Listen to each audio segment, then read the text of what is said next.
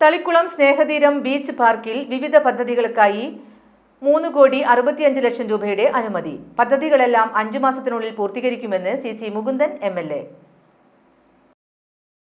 നിലവിൽ ടൂറിസം വകുപ്പിന്റെ 52 ലക്ഷം രൂപയുടെ ഇലക്ട്രിഫിക്കേഷൻ പ്രവൃത്തികളുടെ പൂർത്തീകരണം അവസാന ഘട്ടത്തിലാണ്.